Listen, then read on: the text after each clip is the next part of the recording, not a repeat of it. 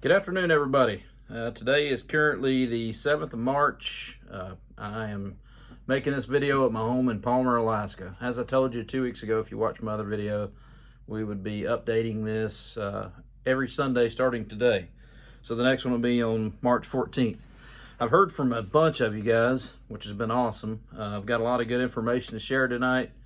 And once again, if you have not watched my other videos, what we're trying to do is compile one place where we can have tons of information about traveling either from Alaska to the lower 48 or from the lower 48 to Alaska, through Canada, through the crazy COVID stuff.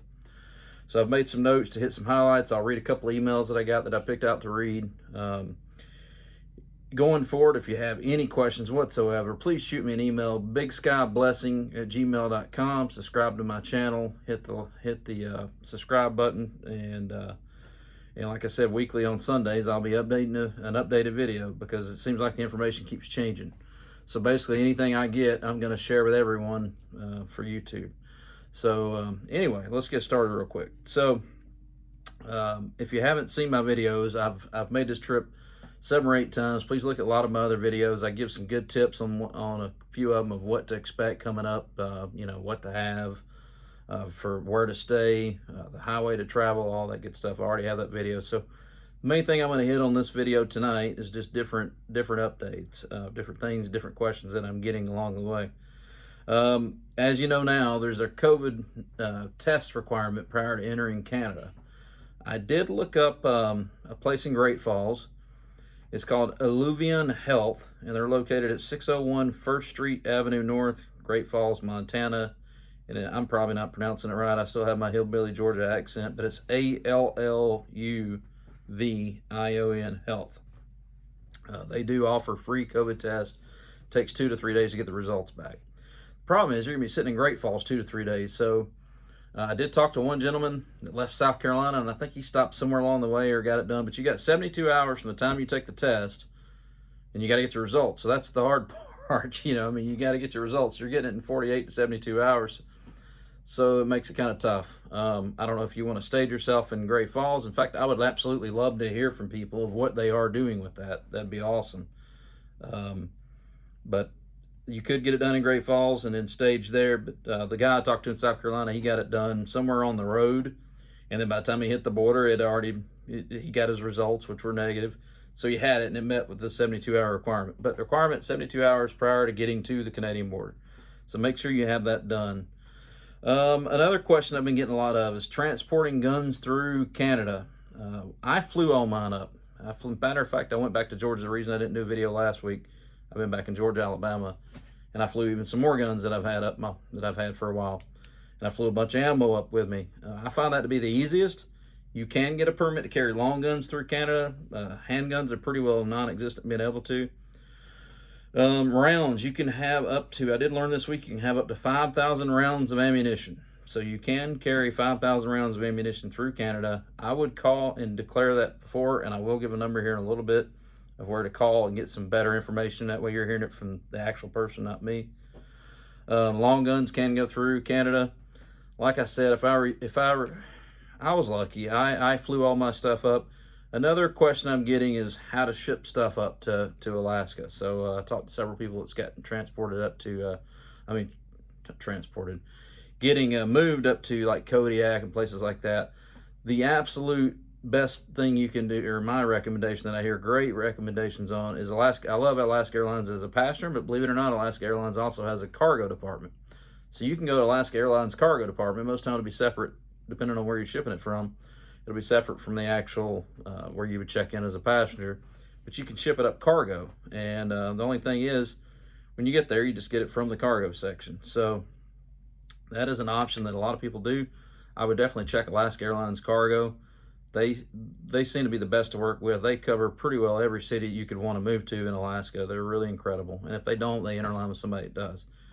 And I don't get any kickbacks for that. I just absolutely love Alaska Airlines. So if you move up here, I highly recommend Alaska Airlines. But for shipping things, so if you want to ship a ton of ammo up, you have more than 5,000 rounds, you want to ship it up, Alaska Airlines cargo would be something worth looking into. If you wanted to ship your guns up, if you wanted to ship, some people move, like I had some friends that moved from Bethel down. So that's something good to look at, is Alaska Airlines for shipping. So you could ship it to yourself, and then they hold it at their cargo facility, and then when you get there, you pick it up. So they don't have a delivery system that comes out and picks it up and vice versa. You have to take it to the cargo place, and then I would just Google Alaska Airlines cargo.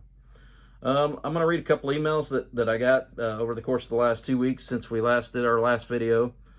One of them says, "Hey Adam, just came across a couple of your YouTube clips on travel from the lower 48 through Canada. It's good timing. I'm planning on heading to Alaska at the end of the month and have some concerns. You hit on one of these concerns, having a negative COVID test. My story is I'm an Alaska resident since 2018. I do spend my late fall, winter months in Colorado working. Late fall of 2019, I drove my Alaska licensed truck to Colorado to work. The spring of 2020, I flew back to Alaska. Then late last fall, I flew back to Colorado and worked this last fall there. Now planning to head back to Alaska, but need a drive to get my truck back to Alaska. A couple of questions I have that I'm not sure that you mentioned on YouTube. You think my Alaska driver's license, along with my Alaska truck I'll be driving with Alaska insurance, will be adequate for proof to get across the border? Alaska is my primary residency. I don't own a house, but rent a basement from a good friend in Anchorage for the time being until I purchase a place. On Canada's website, they have a page titled Arrive Canada. So real quick, I'll touch on the Arrive Canada. It don't work for us driving across, so don't worry about it. I wouldn't even worry about the Arrive Canada app personally. To answer his question, and I did respond to him, but to answer, this is Gordon out of Colorado coming back to Alaska.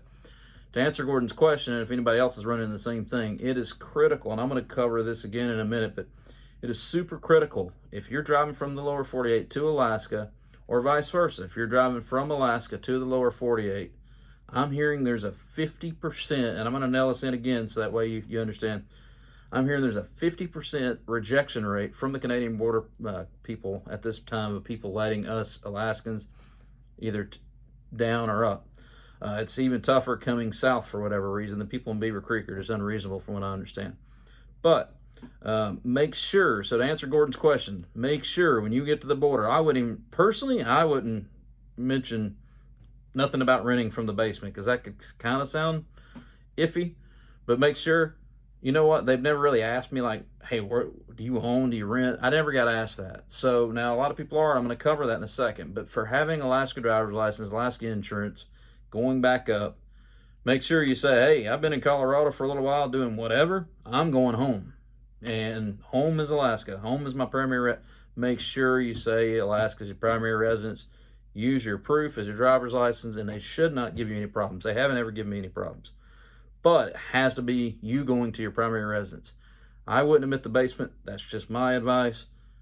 They're not going to get into that detail. Just use the address. You know what? I rent a place here. They're not going to ask for your rental agreement. I wouldn't think. They wouldn't in Great Falls. I can tell you that. I'm not Great Falls. Coots, however you say it.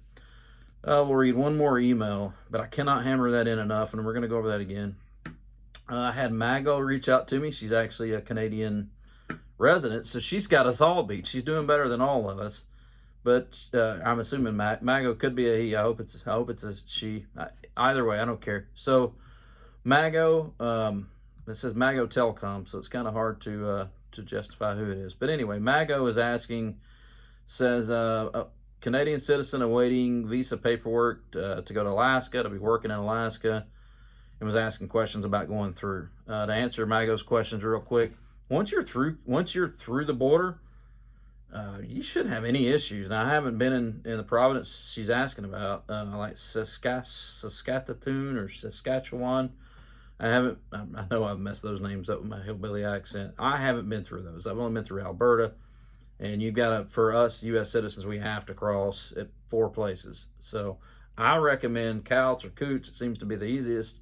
The one north of Minot, North Dakota, will be the second one I recommend. I recommend avoiding Washington just because of the route going up. But to answer your question, once you get through the border, you're golden. No one's going to mess with you. So you should be good, and I did respond back to that email. So I was at U-Haul. My wife is from Mexico, and she's teaching me how to cook Mexican. So I was going back to Alabama, Georgia to visit some friends, and I was bringing some. We actually can get it in Anchorage at the International Grocery Store, but I was bringing some Mexican Coca-Cola with me for a big cookout that I was doing. And I was bringing it in this huge gun case because I was bringing guns back, bringing Mexican Coca-Cola down and guns back on the airline.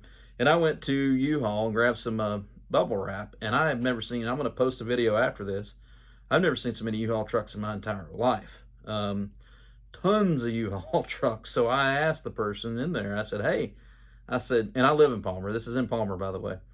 I said, why in the world do you guys got so many U-Haul trucks? And he told me, the guy at U-Haul in Palmer said that over 50% of the people are getting turned around. So if you're going from Alaska to the lower 48, I cannot stress enough, from what I've been told, is they literally want proof that you've gotten rid of your residence in Alaska. Beaver Creek is like the worst ones to deal with.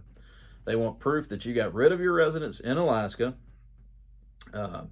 You've either sold it, you've rented it to someone. They want to know what you've done with it. You've disposed of it in some way, which I don't see where the hell it's any of their business, but they're going to ask that. That's what I'm being told. And they want proof that you're moving for work. It can't just be moving for the hell of it. They want proof. So you need proof from like an employer that you're moving for work, or you're returning to your primary residence in the lower 48 and you were here for whatever reason. If it ain't one of those reasons, they're not letting you through. So make sure you have an email or some type of documentation from your new job down in the lower 48. This is if you're going from Alaska to the lower 48. Make sure you have documentation proving that that's where you're going, and make sure that you have proof of what you've done with your house here. I get it. It's crazy. It's none of their business. What if you wanted to keep it for the heck of it? But they're unique in Canada right now. I've lost a lot of respect for that country, actually. But anyhow, and I used to love Canada. And I love Canadians, but man, their government's insanity right now, which ours is getting the same way. So, but make sure that Beaver Creek is not messing around. They are turning more people around. And I'm gonna attach a video to the end of this just to show the parking lot of the U-Haul in Palmer. And this was as of 2 weeks ago. So it was right after I made my last video for you guys. So they are turning a ton of people around. The guy says between 50 and 60% are getting rejected. That's a lot. So have your documentation. Remember, if you're going to Alaska, it's got to be going to my primary residence, or I'm moving to Alaska. Here's where I'm moving to. Here's where I'm going to stay. Here's a letter from my employer. Have all your ducks in a row to prove this case, because if you can't prove it without a shadow of a doubt, if it's got to be, remember, it's got to be essential. You either got to be going home, prove that home is primary residence, or it's got to be, and using your driver's license helps if you already have a license, or it's got to be you're going there for work. You're moving there for the military. A lot of the people I hear from, I'd say 70% of them are military. So, you know, you guys got it made. You have your orders. I've never heard of anyone from the military getting turned around, because you guys have orders, and they do seem to be military friendly. So I don't think the military has anything to worry about. For the other 30% of us that are moving up here, and I'm just guessing at that percent, but that seems to be what I'm hearing from, that's what I'm hearing. So I will show a short clip of that, but I cannot stress you do need that proof to go through the Canadian border. That pretty well sums up everything that I've got. Mago was asking about who did I talk to. On one of my videos I talked about they almost did not let my mom through. So let me cover that real quick in case you haven't seen my video, my other video. So the first time I went to go do this, my wife and I, well, the second time I guess, my wife and I had put a bunch of stuff in storage in Montana where we lived, and said, hey, you know what, we're busy right now with work. My wife's starting a new job. I had a very busy job at the time. COVID helped take that away from me, but anyhow, so we just stuck everything in storage that we could, and what didn't fit in 2 Subaru Outbacks and a U-Haul trailer did not make it up here to Alaska. So when COVID came along and gave us tons of ample more time, we basically had tons of time. So Canada wouldn't allow me to drive down to get anything, so they told me I had to go down and rent a truck and come back up. That was the only way I could get my stuff from Montana back up. That's what started all this deal to start with. So I went down, I bought a used Expedition, I bought a used trailer, and I bought I went into my stuff, got all my stuff loaded up. So my mom, I called 1-800, you might want to write this number down, or you can just Google the Border Patrol, but it's 1-800-461-9999. It goes to a place in Manitoba, and I actually talked to someone. I was on the phone for like 38 minutes, and I talked to someone and said, hey, my wife and I are already Alaska residents. We're going up. Can my mom fly from Atlanta and meet us in Great Falls, Montana, and ride up with us? Oh, absolutely. As long as your mom's with you, you're going to Alaska, that's fine. So We get to the border in Couts, Alberta, and the guy almost did not let my mom through because she's not a resident of Alaska. She has no essential reason to go up, and she was going up to help us. She was going up to help us move some stuff, and they almost, thank God. So I had proof that I'd talked to the person, said, hey, here, I talked to this person right here, and they did let her through, thankfully. But it was only by the grace of God and that guy being a nice guy. I'm hearing it's getting stricter and stricter. They're rejecting way more now than they were. And so another thing that you really need to know, so if you're moving up here, I highly recommend buy you a brand spanking new enclosed trailer, move the heck with U-Haul, move your stuff up here, and when you get here, when you sell that trailer, you'll make enough on that selling that trailer to cover your whole cost. So when I bought this Expedition, I just got a great deal on the Expedition. I wasn't looking for one. So when I bought this Expedition, just to give you an example, I bought a 2007 Expedition, and I bought a brand new enclosed trailer in Billings, Montana. And I looked at prices prior to, and I was like, well, heck, we can make enough to cover our trip. Well, we did. We made several $1,000s. I made like $3,000 profit on the Expedition. I made another $2,500 profit on the trailer, just like that. I had it both sold within a week. Things are selling fairly good. They were selling fairly good. I'm assuming they still are, but they were selling extremely good prior to this last election. So I went back a few more times and did that for extra money. I was out of work anyway due to COVID, and it worked out great. So I do highly recommend buy you a trailer and sell it when you get here. And you do need 2 spare tires. So I've got several videos on here. Basically, I'm going to update weekly, but I've got several videos on here. So now I'll kind of add to the end of this video for the guys, people that's already been watching my previous videos. Shoot me an email of any questions you have, what to expect along the way. I highly endorse the Alaska-Canadian Highway. Just going over that would be, I love to stay at the Hampton Inn in Grand Prairie, or Grande Prairie, however you'd say it, Alberta. I cannot endorse enough, and Google it. It's called Canadian Rockies, or what is it? Northern Rockies Lodge. And it's that place is right in the middle of the Alaska Highway. Beautiful place. You don't feel like you're in the pandemic with them. They got a great restaurant on site. Incredible place. Another one is the Whitehorse. Used to be an amazing place to stay. They hate us Americans right now unless things have changed. I've been just staying at a cheap little hotel in Haines Junction, which is nothing extra. And then the next day, Tok, Alaska, and then the next day to my destination. You can make it from Haines Junction to Anchorage or Fairbanks. It would be a long 14, 15-hour day because don't let the mileage fool you. The speed limits it ain't the speed limit. The condition of the road will only allow you to go so fast. Make sure you bring extra gas. We can go over that. If I get some more emails on that, I can go over how much extra gas, where to put it in, all that kind of good stuff. I get a lot of questions. Do you sleep in your car? Do you sleep in the hotel? I recommend the hotel. I don't know. I've even been my last job, I was a regional manager for a trucking company, but I actually drove for them for a little while. And I highly recommend getting a hotel. You need a shower at the end of the day. You need to eat a decent, healthy meal. I don't recommend sleeping in your car at all. And Canada's not requesting for you to. I think there's a misconception that you got to book it. They'll tell you to get through as quick as possible, but they're giving you they give you double the time you need to get through Canada. So carry 2 spare tires. If you can carry 2 for your car, do so. That would be kind of tough. I didn't. I just risked that part.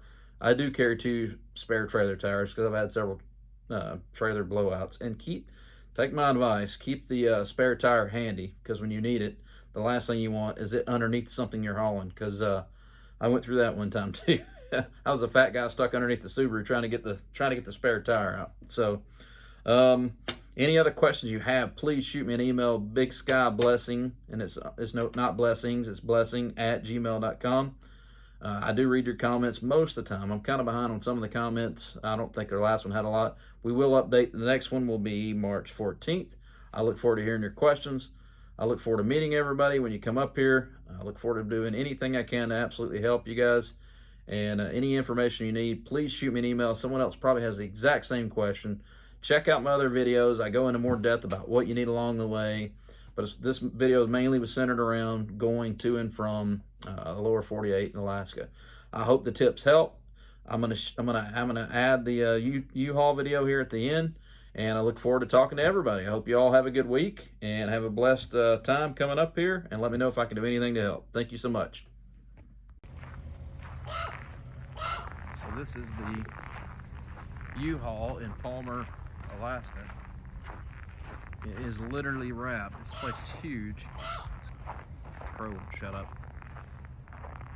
It is literally wrapped around with trucks everywhere because of the Canadian border not letting people south in Beaver Creek. Craziness. I just had to take a shot. It's about 6:45 on Sunday the 7th. What a beautiful evening. Man, that sunset's beautiful. Anyway, sure is a blessing to live in such a beautiful place.